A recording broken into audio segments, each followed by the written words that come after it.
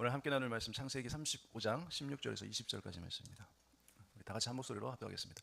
그들이 베델에서 길을 떠나 에브라사에 이르기까지 얼마간 거리를 둔 곳에서 라헬이 해산하게 되어 심히 고생하여 그가 난산할 즈음에 산파가 그에게 이르되 두려워하지 말라 지금 내가 또 등남하느니라 하매 그가 죽게 되어 그의 혼이 떠나려 할 때에 아들의 이름을 베논이라 불렀으나 그의 아버지는 그를 베냐민이라 불렀더라.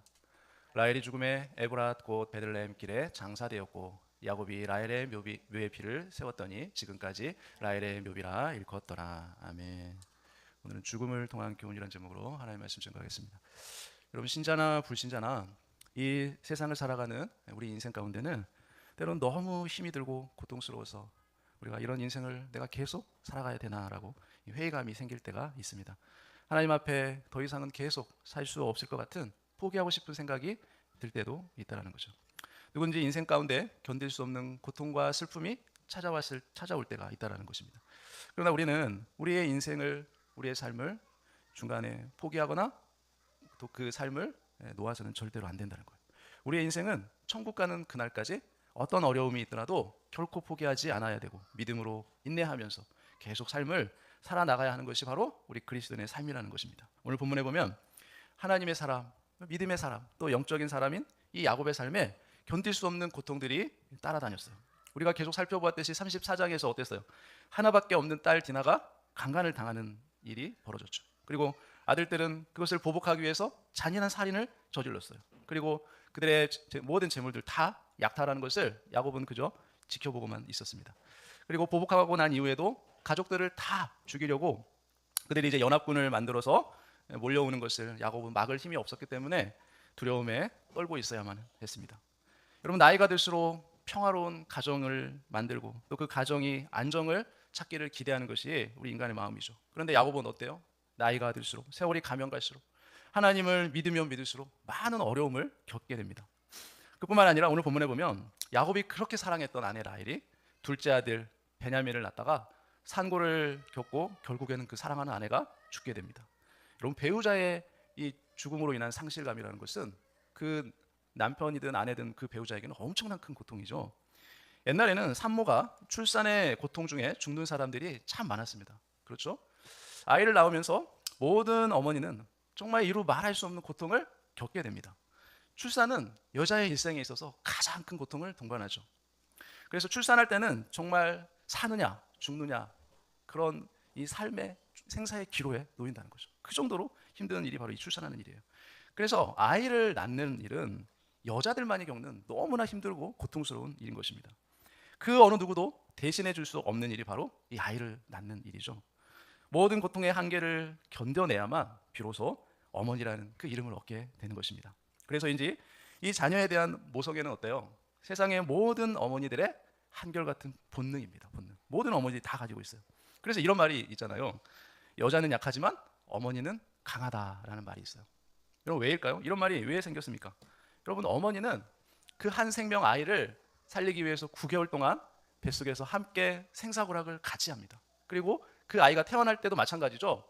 자기가 죽을 수도 있어요. 아이를 낳을 때 이 생사의 갈림길을 그 아이가 태어날 때도 같이 한다는 거예요. 그래서 어떻습니까? 모든 여자들은 그 아이를 위해서 자신의 생명을 아깝지 않게 바칠 수 있을 만큼 그 아이를 위해 최선을 다하고 아이를 책임질 수 있는 것이 바로 이 여자인 것입니다. 어머니인 것이죠. 그래서 남자들은 그 모성애를 이해하고 싶어도 도저히 이해할 수 없는 것이에요. 어머니만의 그 모성애를 가지고 있기 때문에 그걸 이해할 수 있는 것이에요. 오늘 본문에 자신이 사랑하는 그 뱃속에 아이를 낳다가 고통 중에 죽은 어머니가 있는데 바로 라헬이에요. 이 라헬의 죽음을 통해서 우리에게 주시고자 하는 하나님의 메시지, 하나님의 교훈이 무엇인지 한번 살펴보겠습니다. 오늘 본문의 16, 17절에 보니까 그들이 베델에서 길을 떠나 에브라사에 이르기까지 얼마간 거리를 둔 곳에서 라헬이 해산하게 되어 심히 고생하여 그가 난산할 즈음에 산파가 그에게 이르되 두려워하지 말라 지금 내가 또 등남하느니라 하매라고 말합니다. 여러분, 이제 라헬은 마지막 아이를 낳다가 죽음 직전에 놓였습니다. 여러분, 이 말씀에서 우리에게 주는 교훈이 뭘까요? 바로 이 산파의 격려예요. 마지막 순간까지 죽어가는 라헬 앞에서 두려워하지 말라라고 격려하는 격려자가 있었다는 거예요. 그러면 우리들도 어떠한 삶을 살아야 되냐면 마찬가지 이런 격려자가 되어야 된다는 거예요. 이 산파처럼 생사를 넘나드는 순간에 라헬과 함께했던 이 산파의 격려는 우리에게 아주 큰 교훈을 줍니다. 생명이 생사를 넘나드는 그 순간에 이 삶과 죽음의 문턱에서 아슬아슬하게 버티는 그 찰나의 순간을 지금 오늘 본문이 표현하고 있는데, 여러분 이것은 전쟁터나 사고 현장에서 목숨이 오가는 순간, 또 영적으로 죄와 죽음에서 생명으로 옮겨지는 그 회심의 순간과도 같은 것이에요. 생명이 숨결 하나에 걸려서 죽음과 삶의 경계를 흔들 때, 출산 중 산모와 아이의 생명이 위태로운 순간, 즉 죽느냐 사느냐의 기로에 놓였을 때, 이 라헬이 출산을 앞두고 죽어가는 그 순간에 산파는 라헬에게 딱 한마디를 하죠. 두려워 말라, 지금 내가 또 등남하였느니라. 여러분 이 말은 결코 쉬운 말이 아니에요. 산파는 산모에게 끝까지 포기하지 마라, 두려워하지 마라, 여기서 포기하면 안 된다라고 계속적으로 격려하고 있어요. 산파는 라헬의 마음을 진정시키고 힘을 갖도록 격려하는 최고의 격려자였던 것이에요. 이 산파의 격려가 얼마나 귀한 일입니까? 그렇죠. 산파가 뭐 하는 사람이에요? 출산하는 것을 돕는 사람이 바로 이 산파예요. 생명의 탄생을 돕는 이의 그 손끝에서 벌어지는 고통의 소용돌이에서 산모와 아이가 생사의 길을 걷고 있을 때 그것을 도와주는 사람이 바로 이 산파인 것입니다. 산파는 두려워하지 말라고 격려하는 격려자였어요. 산파는 위로자였어요. 산파는 힘을 북돋아주는 대단히 성숙한 자였어요. 여러분 저도 예전에 이제 군대에서 사고를 당해서 병원 중환자실에 있을 때가 있었어요. 병원 중환자실에 있을 때 그 당시에 이제 군인병원이었기 때문에 간호장교들이 간호를 해줍니다. 그래서 그 당시 제가 산소호흡기를 달고 있었어요. 그래서 그 일주일 기간 동안 생사를 이제 가늠하는 갈림길에 있었어요. 그 기간을 내가 어떻게 잘 버티느냐, 견디느냐에 따라서 죽느냐 사느냐가 결정되는 그 기간이었어요. 근데 이 간호장교들이 이제 교대로 돌아가면서 저를 간호해 주는데 얼마나 그렇게 지극정성으로 간호해주고 저를 위로해주고 격려해주는지 정말 저에게 너무나 큰 힘이 되었어요. 처음 알지도 못하고 처음 보는 사람이잖아요. 그런데 그 간호장교들이 만날 때마다 포기하시면 안 됩니다. 힘내셔야 됩니다. 조금만 견디세요라고 하면서 저를 이제 석션이라고 하면서 이렇게 가래를 빼주거든요. 이게 폐에 고이지 않도록 그런 걸 해주면서 머리도 감겨주면서 상처를 소독해주고 드레싱해주면서 얼마나 위로가 되고 격려가 되는 말을 해주는지. 그래서 그 힘든 기간을 잘 버텨내고 회복이 될 수 있었던 이유가 뭘까요? 바로 그 위로해주는 한마디, 격려해주는 그 한마디가 제가 견딜 수 있는 힘이 되었던 것이에요. 여러분 우리의 격려가 어떤 경우에는 아무런 보람이나 열매를 맺을 수 없게 되더라도 여러분 그 최소한의 아픔을 조금이라도 덜어줄 수 있고 또 마지막 가는 길을 평안하게 해줄 수 있다면 여러분 그것은 우리가 감당해야 될 마땅한 사명인 것이에요. 이 산파가 주는 교훈은 뭐냐면 우리 인간은 원죄에 빠져서 영적으로 죽어있던 인간의 삶은 모든 생명이 생사를 넘나드는 삶을 겪어가며 살아가고 있는데 죽을 때까지 최선을 다해서 이 구속의 은혜의 복음을 전해서 영적인 숨을 쉬게 해줘야 된다는 중요한 원리가 있는 것이에요. 하나님께서는 우리 인간에게 치매가 걸리고 또 기억상실증에 걸린다고 할지라도 아무도 알아보지 못한다고 할지라도 또 누구의 말도 듣지 않는다고 할지라도 또 숨이 먹는 마지막까지 귀를 열어서 복음을 들을 수 있는 기회를 주시는 분이 하나님이세요.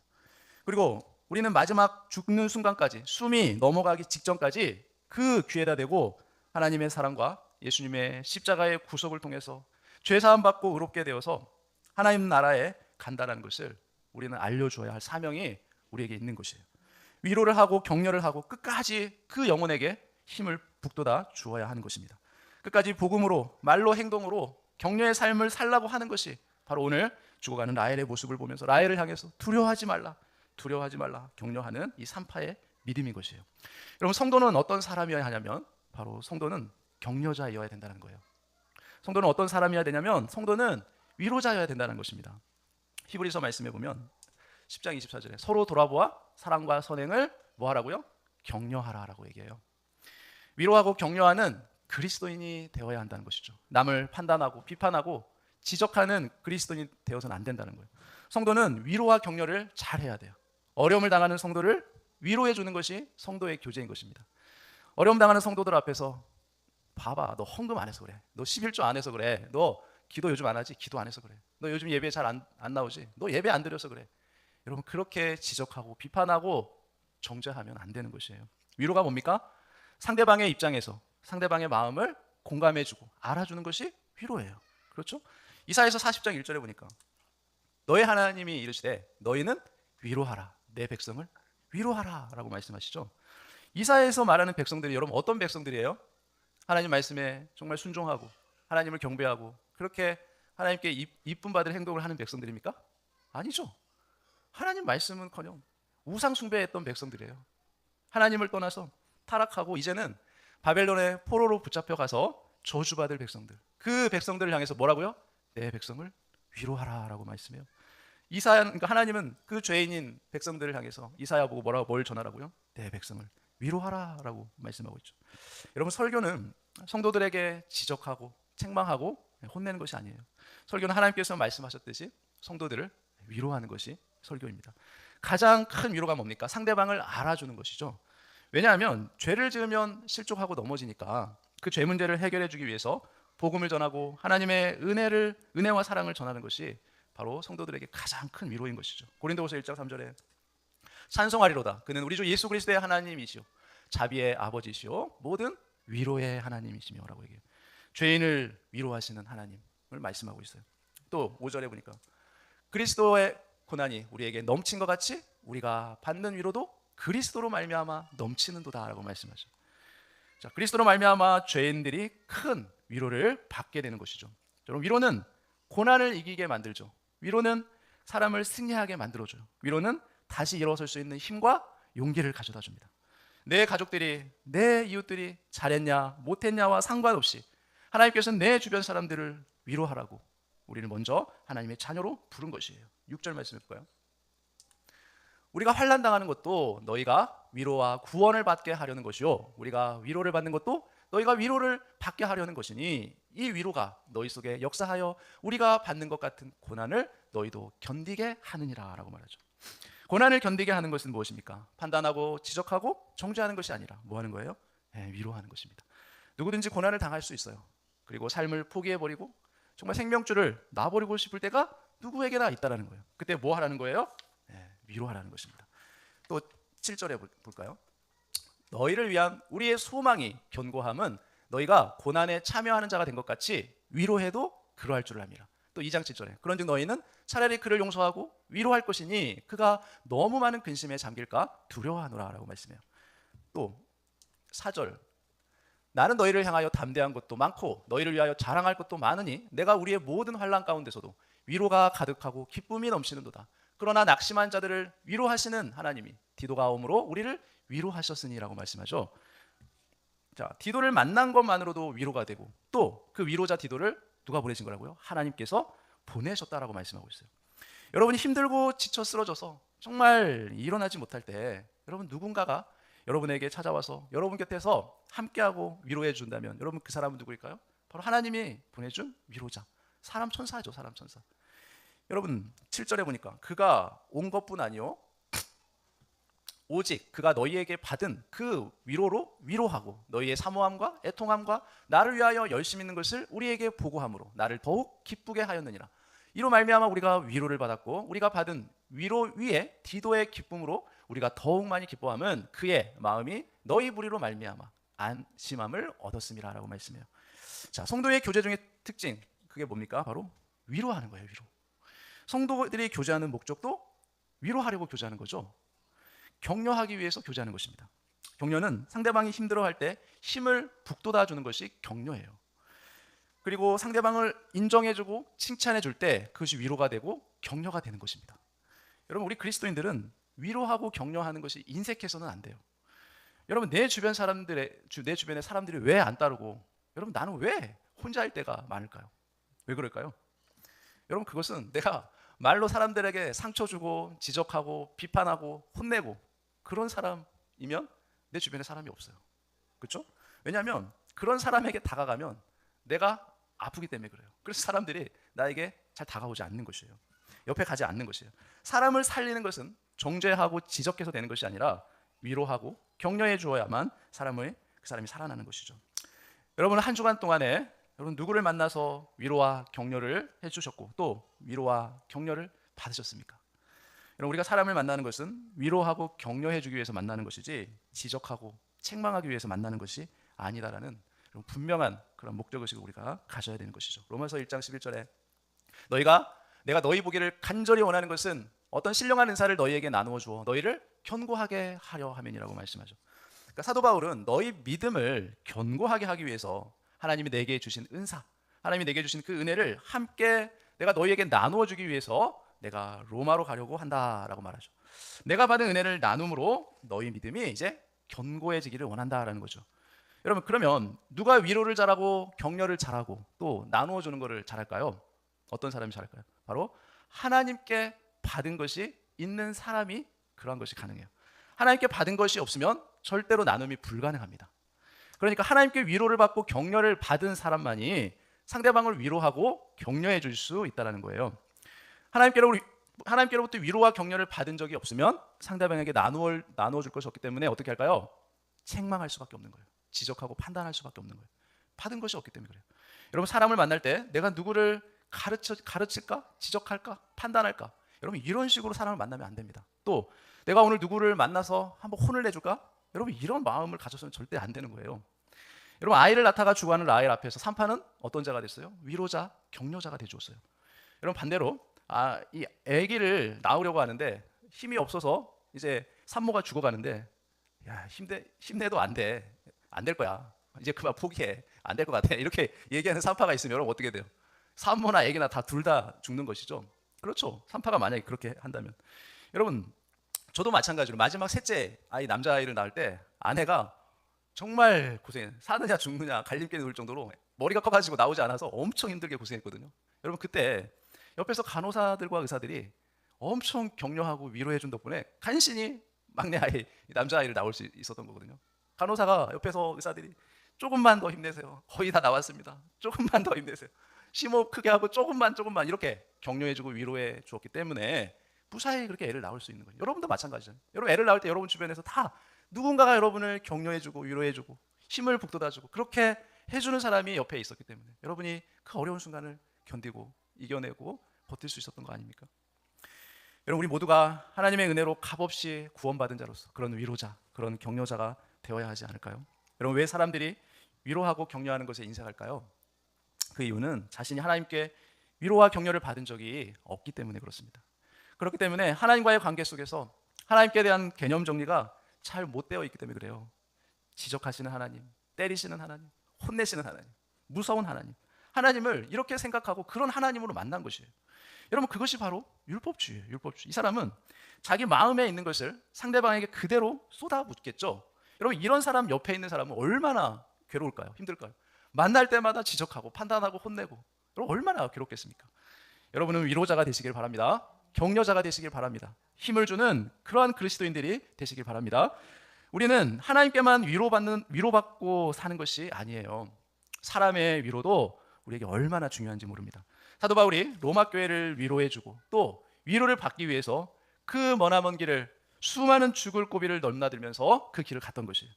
저도 여러분들이 이 예배 시간에 이렇게 나와서 하나님 앞에 예배드리기 위해서 앉아 있는 것 자체만으로도 저는 큰 위로를 받고 있는 것이죠. 라헬의 죽음을 통한 두 번째 교훈은 해석을 잘 하라는 교훈이에요. 해석을 잘 하라는 교훈. 우리는 어떤 문제나 환경, 사건을 만났을 때 여러분 그것을 해석을 잘 해야 됩니다. 야곱은 두 아내인 레아와 라헬이 있었죠. 레아는 아들을 6명을 낳았고 또 두 종들로 각각 2명씩을 낳았습니다. 두 아들을 낳았죠. 라헬은 아들을 얻지 못하고 있다가 겨우 요셉을 낳고 위로를 얻었습니다. 그렇죠? 라헬은 요셉을 낳고 난 다음에 하나님께서 자신의 수치를 씻어주셨으니 아들도 하나를 달라는 마음으로 그 첫 번째 낳은 아들 이름을 뭐라고 지었어요? 요셉이라고 지었어요. 요셉. 요셉의 이름의 뜻은 뭐냐면 더하다라는 뜻이에요. 더하다. 그러니까 요셉을 낳고 하나님께 아들 하나만 더 주시기를 바라는 마음에 요셉이라는 이름을 지었던 거예요. 오늘 본문에 보니까 라헬의 아들을 낳다가 죽으면서 이름을 지었는데 뭐라고 짓습니까? 이름이 베논이에요. 베논이. 라헬이 베논이라고 이름을 짓자 그 이름을 야곱이 듣자마자 이름을 바꿔버리죠. 베냐민이라고 이름을 야곱이 바꿔버립니다. 여러분, 아내는 베논이, 남편은 베냐민이라고 이름을 지은 거죠. 베논이는 슬픔의 아들이라는 뜻이에요. 그러니까 마지막 죽으면서 아들의 이름을 슬픔의 아들이라고 이름을 라헬이 지은 거죠. 그 이름을 야곱이 듣자마자 이름을 베냐민, 내 오른손의 아들이라고 이름을 바꿔버린 거죠. 슬픔의 아들을 내 오른손의 아들로 이름을 바꾼 것입니다. 똑같은 문제, 똑같은 사건, 똑같은 상황인데 한 사람은 부정적으로 해석을 하고 한 사람은 긍정적으로 해석을 했던 것이에요. 성경에서 오른손의 뜻은 권위, 축복, 하나님이 쓰시는 사람, 하나님의 능력을 상징할 때 성경에서 오른손이라는 단어를 씁니다. 그래서 야곱은 슬픔의 아들이라는 이름을 하나님의 쓰시는 사람, 하나님의 능력의 사람이라는 이름으로 바꿔버린 거예요. 시편 110편 1절에 여호와께서 내 주에게 말씀하시기를 내가 내 원수들로 내 발판이 되게 하기까지 너는 내 오른쪽에 앉아 있으라 하셨도다. 자, 여기서 하나님의 우편이라는 것은 하나님의 명예와 영광의 자리를 의미하죠. 그래서 하나님이 쓰시는 사람만이 앉을 수 있는 자리가 하나님의 우편이에요. 출애굽기 15장 6절에도 여호와여 주의 오른손이 권능으로 영광을 나타내시니이다. 여호와여 주의 오른손이 원수를 부수시니이다. 여호와께서 그의 기름 부음을 받은 고레스에게 이같이 말씀하시되 내가 그의 오른손을 붙들고 그 앞에 열국을 항복하게 하며 내가 왕들의 허리를 풀어 그 앞에 문을 열고 성문들이 닫히지 못하게 하리라 라고 말하죠. 또 이사야서에 보니까 두려워하지 말라 내가 너와 함께함이라 놀라지 말라 나는 내 하나님이 됨이라 내가 너를 굳세게 하리라 참으로 너를 도와주리라 참으로 나의 의로운 오른손으로 너를 붙들리라 라고 말씀하시죠. 자, 같은 아들을 놓고 아버지와 어머니가 보는 견해가 다릅니다. 여러분 보는 견해가 다르니까 해석도 당연히 다르겠죠. 라헬은 아들을 낳고 이제 자신이 죽어야 하기 때문에 슬퍼했어요. 그래서 슬퍼하고 절망한 나머지 아들의 이름을 너는 슬픔의 아들이야 라고 지은 거죠. 그러나 야곱은 오른팔의 힘으로 본 것이에요. 무슨 말이에요? 야곱은 믿음으로 새로운 이름을 지어준 거예요. 그 슬픔의 상황에서. 왜냐하면 야곱은 요셉을 낳은 뒤에 이 아들을 하나 더 달라는 라헬의 그 기도의 응답으로 받아들였기 때문에 그래요. 그래서 슬픔의 이름을 기쁨의 이름으로 바꾸어 버린 것입니다. 그만큼 야곱이 이 삶을 바라보는 눈이, 이 환경을 바라보는 눈이, 이 사건을 바라보는 눈이 어떻게 해요? 이제 신앙적으로 완전히 믿음으로 바뀌어 버린 거예요. 여기서 우리에게 주는 교훈이 있어요. 우리 인간은 참으로 주관적이라는 거예요. 같은 사건을 놓고도 비참하게 해석을 하면 그 삶이 비참하게 되어버린다는 거죠. 그러나 승리로 해석하면 결국 승리자가 된다는 거예요. 야곱과 라헬이 같은 사건인데도 보는 시각에 따라서 주관적으로 해석이 다르다는 걸 알 수 있어요. 왜냐하면 보는 견해가 다르니까 그렇게 해석하는 거예요. 여러분 라헬은 자기의 목숨이 꺼져가는 그 슬픈 상황에서 아들을 보았기 때문에 자식을 슬픔의 아들로 본 것입니다. 너 때문에 내가 이렇게 죽게 되었구나. 너는 나에게 결국 슬픔을 가져다주는 아들이구나 라고 해석한 거죠. 야곱은 지금 상황보다는 앞으로의 미래를 보았기 때문에 어떻게 해요? 힘이 센 오른손으로 본 것이에요. 자신의 희망이요 자신의 미래, 기도의 응답으로 그 아들을 해석한 거예요. 너는 나의 미래야. 너는 나의 전부야. 하나님이 나를 사랑해서 응답으로 주는 하나님의 선물이야. 그렇게 해석했던 거죠. 우리 인생에도 어려움이 있고 피할 수 없는 고통이 있을 수 있죠. 그런데 수많은 어려움을 내가 어떻게 해석할 것인가? 그것이 우리의 몫인 것이에요. 나에게 주어진 지금 당장의 상황만 보고 해석하면 어때요? 사람은 낙심하고 절망할 수밖에 없어요. 안 되는구나. 다 틀렸어. 다 끝났어. 다 망했어. 여러분 그렇게 절망하면 안 된다는 거예요. 그러면 우리에게 다가오는 건 뭐예요? 견딜 수 없는 불안, 근심, 염려, 걱정 그런 것들이 우리에게 다가오게 되겠죠. 그러나 사건을 믿음으로 해석하면 미래가 있고 소망이 있고 희망이 있는 것이죠. 새로운 힘이 생기고 용기가 생기는 거예요. 나와 내 주변 사람들을 다시 일으킬 수 있는 힘이 생기게 되는 것이에요. 그래서 미래적 현실로 아주 긍정적으로 믿음으로 우리의 상황을 해석해야 된다는 거예요. 그래서 우리는 우리의 문제 상황들을 해석을 잘 해야 되는 거예요. 내가 자녀들을 바라볼 때든 내가 내 주변 사람들을 바라볼 때든 나의 삶에 어떤 문제나 사건을 만났을 때 어떤 눈으로 바라보느냐에 따라서 부정적으로 해석할 수도 있고 긍정적으로 해석할 수 있다는 거죠. 지금은 부정적인 해석을 하든 긍정적인 해석을 하든 아무런 역사가 일어나지 않을 것이에요. 그러나 세월이 지나면 부정적인 언어 생활을 했던 사람은, 부정적인 해석을 했던 사람은 어떻게 될까요? 미래에 실제로 부정적인 사건들이 반드시 일어난다는 것입니다. 계속 그 인생은 비참한 인생을 살게 된다는 거예요. 그래서 부정적인 사람을 하나님은 절대로 쓰시지 않습니다. 왜냐하면 그 사람은 믿음이 없기 때문에 그래요. 그러면 누가 긍정적인 사람입니까? 하나님 안에서 긍정적인 해석을 할 줄 아는 사람, 믿음으로 긍정적인 해석을 할 줄 아는 사람. 여러분 우리가 원하거나 원하지 않거나 우리에게는 수많은 시련들이 우리 앞을 거쳐갈 거예요. 내가 원하든 원하지 않든 수많은 사건과 문제들이 내 앞에 지나갈 것입니다. 그럴 때 고통을 지혜롭게 극복하는 방법은 누구에게 달려 있어요? 네, 우리의 믿음에 달려 있어요. 그리고 극복하기 위해서는 우리가 성숙한 해석을 해야 할 줄 알아야 돼요. 성숙한 해석을 해야 돼요. 우리의 고난은 주님께서 오셔서 우리를 영원한 하나님 나라에 도달할 때까지 계속될 것입니다. 주님이 오시기 전까지 우리의 고난은 우리가 계속 극복하면서 감수하면서 살아야 되는 것이에요. 우리가 창세기 2장에 보면 하나님께서 아담을 창조하시고 난 다음에 어떻게 해요? 많은 동물들을 만드시고 아담 앞으로 지나가게 하시죠. 그런데 아담이 그 동물들을 보고 불러준 대로 그것이 이름이 됩니다. 그러니까 하나님께서 동물들의 이름을 지어준 것이 아니라 누가 동물들의 이름을 지었어요? 아담이 지어준 거예요. 아담이. 여러분, 그러니까 우리가 인생을 살아갈 때 우리 앞에 여러 가지 고난이 지나갈 때 그것을 하나님께서 해결해 주시는 것이 아니라는 거예요. 하나님께서는 그 문제 해석을 잘 하느냐 못 하느냐에 따라서 그저 그 결과를 우리에게 가져다 준 거예요. 우리가 성공하고 실패하는 것은 누구 몫입니까? 하나님 몫이 아니고 우리 몫이에요. 우리는 어떻게 해서든지 하나님께 다 책임을 떠맡기고, 예, 하나님이 그렇게 하셨으니까 하나님이 다 책임지세요, 이렇게 하고 싶은 마음이, 예, 우리 마음 안에 다 숨겨져 있어요. 그러나 그것이 아니에요. 여러분, 우리가 성공하고 실패하는 거, 우리의 인생의 모든 문제는 우리가 그것을 어떻게 해석하느냐, 우리의 몫이에요. 그래서 해석한 대로 그 열매를 맺게 하시는 분이 하나님이세요. 그래서 고난과 시련과 역경이 왔을 때 부정적인 해석을 하면 그 사람은 반드시 망하고 주변까지 다 망하게 된다는 거예요. 그래서 하나님께서는 우리 인간에게만 특별히 언어라는 것을 주셨어요. 우리 말을 통해서 복도 받고 저주도 받는 것입니다. 여러분, 복과 저주는 하나님께 결정이 있는 것이 아니고 우리 말에 의해서 결정된다는 거예요. 우리 말에 따라서 하나님께서 역사하신다는 겁니다. 하나님께서는 우리에게 어떤 사건이나 문제를 일으키시고 우리가 언어로 그것을 해석할 때 하나님께서 그대로 되게 하신다는 거예요. 하나님께서는 우리의 언어를, 그러니까 다 듣고 계시고 그대로 우리에게 이루어 주신다는 거예요. 여러분, 얼마나 중요합니까? 여러분, 우리가 말을 함부로 하면 안 돼요. 우리는 되도록이면 축복하는 말, 위로해주고 격려해주는 말, 그 사람을 힘을 주고 세워주는 말을 해야 되는 것이에요. 이스라엘 백성들이 애굽에서 나와서 광야 생활할 때 가나안 땅을 앞에 두고 그들이 정탐한 후에 그들이 한 말이 있죠. 어떻게 했어요? 가나안 땅을 정탐하고 나서 하나님이 반드시 그 땅을 주시겠다고 약속해 주셨음에도 불구하고 그 땅을 정탐하고 나서 그 성은 너무나 견고한 성입니다. 그들은 다 거인이고 우리는 다 메뚜기와 같은 존재입니다. 우리는 그들과 싸우면 다 죽게 될 것입니다. 부정적인 말을 했죠. 여러분, 그런데 성경에 기록하기를 하나님께서 그들의 불신앙적이고 부정적인 말을 하나님이 다 들으셨다라고 말하죠. 그들이 모세에게 애굽에 매장지가 없어서 우리를 이 광야로 이끌어서 다 죽게 하냐고 모세에게 원망과 불평하는 소리를 하나님이 다 들으셨다라고 말합니다. 여러분, 그들이 모세에게 불평과 원망하는 것이 모세에게 한 것이 아니에요. 그것은 하나님께 한 거예요. 하나님. 눈에 보이진 않지만 하나님이 보내신 그 모세에게 한 불평과 원망은 눈에 보이지 않는 하나님께 했던 것이에요. 그래서 하나님은 그들의 불평과 원망 섞인 말을 다 하나님이 듣고 계셨던 것입니다. 그래서 그들이 한 그 불평과 원망의 소리 그대로 하나님 다 들으시고 그들을 광야 40년 기간 동안에 광야에서 다 죽게 하셨어요. 200만 명의 사람들이 광야에서 다 죽었습니다. 지금 당장은 우리의 언어 생활로 인해서 우리가 죽지는 않지만 나중에 반드시 그 열매를 하나님께서 맺게 하신다는 거예요. 불신자들의 언어도 하나님께서는 다 듣고 계신다는 것입니다.